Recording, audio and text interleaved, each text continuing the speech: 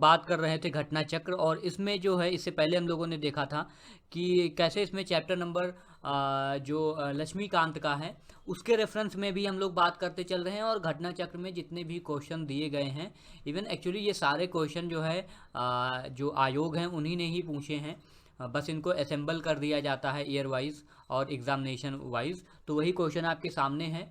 जो fundamental right वाला chapter हम लोग कर रहे हैं उसमें लगभग 135 क्वेश्चन हैं जो वेरियस एग्जामिनेशन में पूछे गए हैं। इससे पहले हम लोगों ने जो है 15 क्वेश्चन तक देखा था, और अभी आगे उसकी आगे अपनी जर्नी शुरू करते हैं। पहला क्वेश्चन है question number 16, the state can treat unequal differently. हाँ, जो राज्य होती हैं, अब आपको पता है राज्य डीपीएसपी के अंतर्गत सरकारों को ये हिदायत दी गई है कि आपको social economic and political spheres में क्या करना है, जस्टिस एस्टेब्लिश करना है। एक लेवल प्लेइंग, कितना अच्छा शब्द होता है ना, जनरली हम लोग आर्टिकल्स में ये शब्द से वाकिफ होते हैं। एक लेवल प्लेइंग फील्ड बनानी है जिसमें सभी लोग इक्वल होते हैं, और इसीलिए कई सारे प्रोविज़न हैं कॉन्स्टिट्यूशन में। इससे पहले वाला जो क्वेश्चन है उसमें हम लोगों ने देखा था वो प्रोविज़न था बी वाला, जैसे 15 का बी। ये प्रोविज़न किसके बारे में बात करता है, जो ओबीसीज होते हैं, SC ST, उनको एडमिशन देने की बात करता है एजुकेशनल इंस्टीट्यूशन में। ऐसे भी EWS को रिजर्वेशन दिया गया, ऐसे ही SC ST को जो रिजर्वेशन का है, वेमेंस को 33% आरक्षण दिया गया। और ये सब किस लिए होता है, to create a level playing field for those who are not in mainstream, and the reason इसका दिया गया है, among equals the law should be equal and equally administered. ये भी सही है, इसका ऑप्शन डी सही हो जाएगा। If you pause it and if you donate a few seconds on this question, then you will find option D is correct. Both A and R is true, and R is the correct explanation of A. This question was asked in 2016 in UP PCS mains. Next question, मेरा purpose ये है कि आप इसको pause करके खुद attempt करें, वो ज़्यादा बेहतर है। और इससे पहले हम रेफरेंस किताबों के बारे में बात कर लेते हैं। लक्ष्मीकांत का चैप्टर आपको पढ़ना है विच इज़ फंडामेंटल राइट, और ये सारे क्वेश्चन करने हैं। Which article of Constitution gives precedence to the Constitution provision over the laws made by the Union Parliament and State Legislature? देखो, अब आपको दो चीज़ें तो पता ही होगी, एक तो होता है संविधान, ठीक है, और दूसरा होता है जो स्टेट्यूट बनाए जाते हैं, एक्ट्स बनाए जाते हैं, जिनको पार्लियामेंट या स्टेट की लेजिस्लेचर समय समय पर कानून बनाती रहती है। अब ये जितने भी कानून बनाए जाते हैं उनमें रेफरेंस लिया जाता है कॉन्स्टिट्यूशनल प्रोविजंस के, किसके, कॉन्स्टिट्यूशनल प्रोविज़न के। अब कोई भी कानून ऐसा ना बन जाए कि किसी का फंडामेंटल राइट वायलेट हो ना। फंडामेंटल राइट क्या है, इन्फोर्सेबल है, फंडामेंटल राइट्स आर इन्फोर्सेबल। तो नागरिकों के अगर क्या होंगे, अधिकारों का हनन होगा किसी कानून के द्वारा, तो नागरिक कहाँ जाएंगे, कोर्ट में जा सकते हैं, अंडर आर्टिकल 32 और अंडर आर्टिकल 226 से हाई कोर्ट भी जा सकते हैं वो लोग। तो यहाँ तक बात आपको पता है। अब क्या है, विच आर्टिकल्स, ये अब कोई जो स्टेट की लेजिस्लेचर है या सेंटर की जो गवर्नमेंट है वो कोई ऐसा कानून ना पास कर सके जिससे क्या हो, जो कॉन्स्टिट्यूशन के प्रोविजंस हो, ठीक है, उन पे प्रेसिडेंस मिल जाए उनको, या उससे आगे निकल जाए, उनका वायलेशन ना हो जाए, जो कॉन्स्टिट्यूशन में कोई बात लिखी गई है। तो जो आर्टिकल 13 है इसको हम लोग कई बार देख चुके हैं। इसमें एक कॉन्सेप्ट दिया गया है जिसको कहते हैं जुडिशियल रिव्यू। तो जुडिशियल रिव्यू का जो कॉन्सेप्ट है वो ये कहता है कि कोर्ट जब भी कोई कानून बनाएगी रिस्पेक्टिव पार्लियामेंट या फिर रिस्पेक्टिव स्टेट की स्टेट लेजिस्लेचर, तो उसको क्या कर सकती है, रिव्यू कर सकती है। और ये अब इसी को केशवानंदा भारती केस में क्या कह दिया गया था, बेसिक स्ट्रक्चर कहा गया, कि जुडिशियल रिव्यू क्या है, बेसिक स्ट्रक्चर है।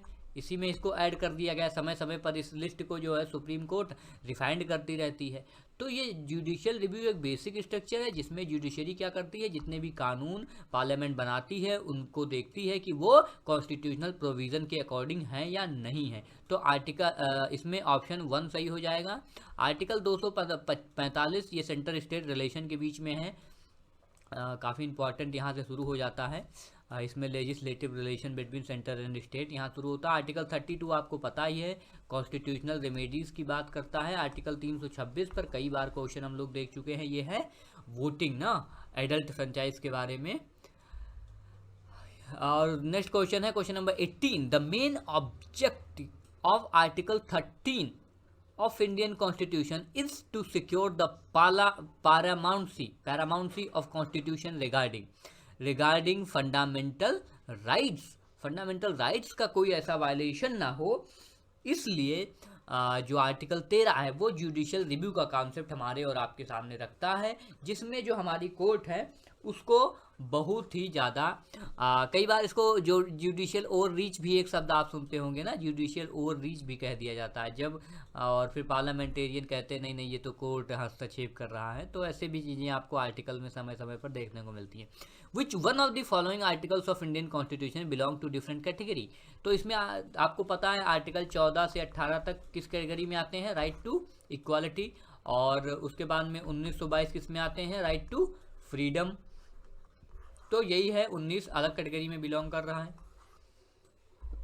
अगला क्वेश्चन है, in the Indian constitution the right to freedom is, again right to freedom कहाँ पे है, 1922 में, 19 में क्या है, 20 में क्या है, 21 में क्या है एंड 22 में क्या है, ये भी महत्वपूर्ण है, इस पे भी क्वेश्चन। 22 में क्या है, अरेस्ट के लिए है, 21 में राइट टू लाइफ है, इसमें कन्विक्शन के लिए। ये इससे पहले हम लोग एक क्वेश्चन देख रहे थे जहाँ पर मैं आपको बता दूं, एक क्वेश्चन हम लोगों ने देखा था अगेन प्रेसिडेंट पावर वाला, ये क्वेश्चन था, let me remind you the fundamental right, the power of the president has the power to suspend the article। इस समय उसमें हमने शायद आपको बता दिया था कि आर्टिकल 20 जो है वो किसके खिलाफ है, वो किसके लिए है, अरेस्ट के लिए है। नहीं, एक्चुअली ये आर्टिकल 20 होता है कि जो कन्विक्शन होता है ऑफेंसेस के लिए ना, तो वहाँ से भी प्रोटेक्शन आपको मिलती है। ऐसा नहीं है कि आपको बहुत जल्दी है, कन्विक्शन आपको पूरा अधिकार होता है।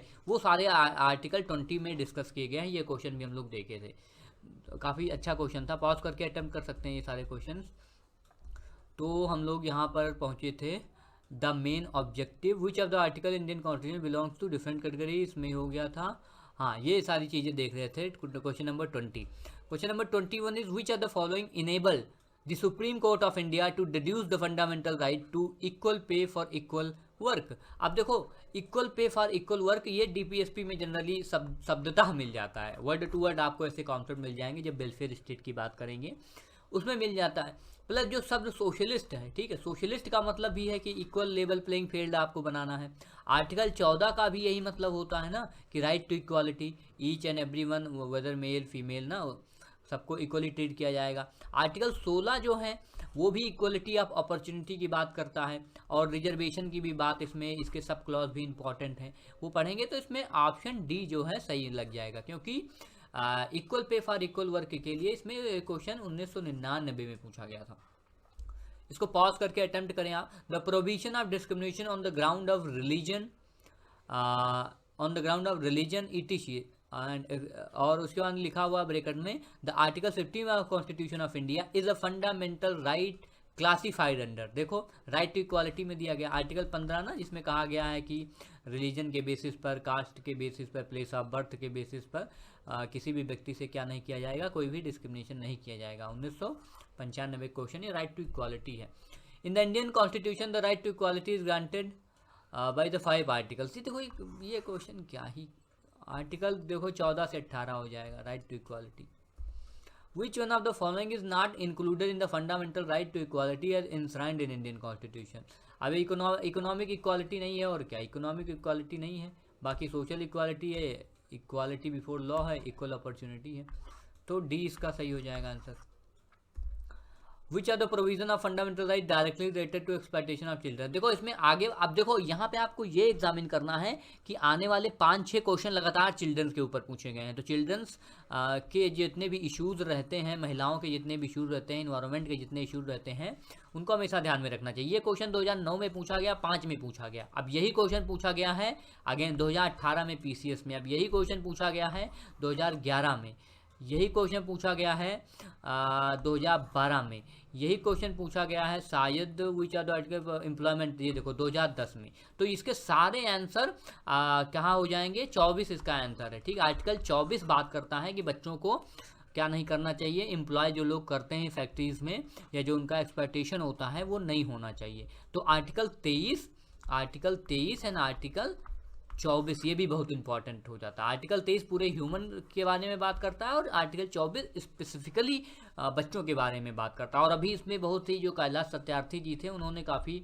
1-1.5 साल पहले न्यूज़ में थी जब इसमें अमेंडमेंट किया गया था कि बच्चे जो हैं फैक्ट्रियों में अपने घर, अगर घर के वो जिम्मेदार हैं तो जाके काम कर सकते हैं। ऐसे कई सारी ये न्यूज़ में मुद्दा भी रहा, तो वो भी आप अवेयर होंगे। तो ये देखो इसमें सारे क्वेश्चन ही हो गए हैं। लास्ट क्वेश्चन है, देखो ये अगेन क्वेश्चन नंबर 13 है, the child rights are provided in the article 24 of Indian constitution. तो ये 2013 में क्वेश्चन पूछा गया है, तो ये आपको ध्यान में रखना होगा।